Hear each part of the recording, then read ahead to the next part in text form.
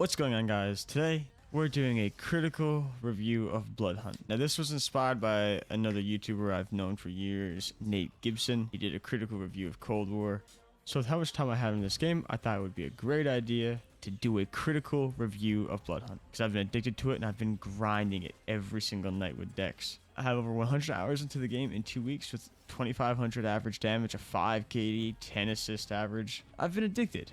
So Shark Mob, first thing I'll say is you guys have a great foundation of a game. I'm enjoying it. This is like a breath of fresh air. This is like if Hyperscape actually had thought put into their game. In some ways, but I'll get into that. First thing I'll say is the movement, the climbing buildings, the jumping from building to building, the movement abilities themselves, how you upgrade your movement abilities to get them on shorter cooldowns. I think it's great. The skill ceiling and the skill gap that is made with the movement is really well done, because people that are not great at the game can still play and enjoy your game. It's like Fortnite, where you can be really bad at the game and still have fun, and you can be really good at the game and still have fun. I think you guys did a great job with it. The gunplay. I enjoy the guns. Shooting the guns feel nice. Like the way the recoil works, how the AK starts off small and gets big. The LMG starts off big and gets small. The SMG is good, but only at close range. Like overall, I think the gunplay feels smooth and it's really enjoyable to actually play the game. I don't get bored while I'm playing the game. Just moving around the map and upgrading my abilities is good enough to where I stay interested even when I'm not fighting another team. The game right now has a low skill ceiling and a high skill floor, so people can hop on with a couple IRLs and have fun, but the people who want to get better at the movement and aiming will shine. What you put into the game is what you get out of it, which is how a game should be. I also really enjoy the customization. It's very unique to have hair color and eye color and tattoos as items other than a normal skin that just goes over your character. Now, we don't have gun skins or custom Diablo Rises to unlock or work for, but for the most part, you can look the way you want to look, as long as you play the specific character that lets you look the way you want to look. This just doesn't make sense to me. Shark Mob. Devs. Why? What's the point in showing me all this crazy customization in your trailer? Yeah, I have to play a specific archetype in order to look the way I want to look. Why? Is it lore? Is it backstory? Is this just bad character development? Who pitched the idea that the tier 100 skin is only going to fit on 1/6 of the cast? No, but you're right though. I agree that Brute, Vandal, Saboteur, Prowler, and male Muse and Siren players shouldn't get the tier 100 skin from the Battle Pass. I agree. 80 days of grinding, let's say, for the entire Battle Pass, you don't deserve the skin unless you play female, Muse, and Siren. I agree. That's a great way to look at it. Oh, but don't worry though. Don't be mad about that. You don't have to get a Battle Pass and get the stuff in it. You could just buy the custom skins from the shop. For $20, you can get a custom skin that fits on 1/6 of the cast that goes on a male Brute or a male Vandal. And tomorrow, you'll have the same skin at a slightly different recolor for the same cast members for $20. It makes no sense for the Nosferatu to have the Beehive, which is $20 in yellow and fits on the male, and then it has the white skin that's $20 and fits on the female, and then the one that has the bit of blue in it that's $20 and fits on the male. If I buy a skin for $20, why can't I fit them on both? Like, I should be able to pick Vandal, and then from Vandal, I should be able to pick the body type of a Nosferatu. If I want to look like a gremlin like this as I play Vandal, I should have the opportunity to do that. And just like if I want to have the abilities of Prowler, but I want to look like my Muse or look like my Siren, I should have the opportunity to do that. It shouldn't be gatekept to what person you play, and vice versa. Let's say you have someone on your team who mains Muse, but now you're not going to play Muse, and you don't like Siren. You say you don't like the Flash, you don't like the playstyle of Siren, you now can't use your favorite skin, because you have to look like a gremlin, or you have to look like, a girl on testosterone. You can't look like the girl you want to look like, or they gotta wait till season 2 or season 3 or season 4 to get a tier 100 skin that fits their body type and their class.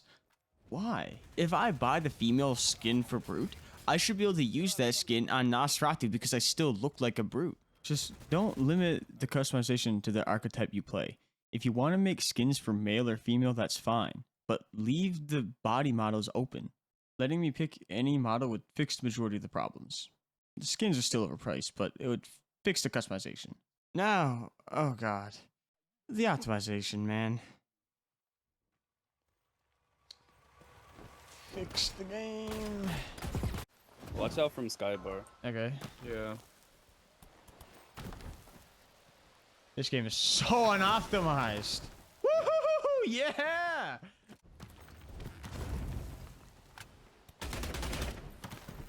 Moved. Can't. 21. I can't move. I might have to disconnect. Oh, kid right here in front of me. What the fuck? Oh! In PUBG, I had an easier time shooting a door off the hinges to get inside a building than slamming E 30 times, hoping it would work. And this game is worse than that. Just to name a few. Dropping guns and they fall through the map. Trying to pick up guns and they fall through the map. No regging even though I can see the blood and hear the hit sound effects as they walk away. Infinite loading screen bug where you gotta crash the game every second game. Trying to slide and you start skating for some random reason, can't stop your momentum. Stutters mid-fight while shooting at people. Frame drops. I have a 2080 10900K 4133 megahertz of RAM, custom config, low settings, and I still can't break 140 frames consistently. Getting stuck at random spots in the map where I can't move. Texture's not loading where I can see through the map. That's just a little thing. I could get into all that. I could make an entire video ranting about all. Just bad optimization. It shouldn't be this bad. It just should not be this bad. If you guys want to postpone your game for another couple months, do that, because the optimization is just horrendous. Majority of the bad reviews are people talking about how they can't run the game or it's not fun to run the game because their PC just won't do it. And it's not because they don't have a good enough PC. It's because random components and random parts are making it laggy. And I cannot stress how much this is a priority to fix the optimization, or people aren't going to continue to play the game. Now, there's a couple other things that, like, the game could use, like a training area or a shooting range, so people can go test out their guns, test out their sensitivity, see what characters they'd like to play without having to hop in the game to do it. I think something like that could be added in very soon. Maybe a ranked mode later on with ranked rewards, or at least more game modes in general.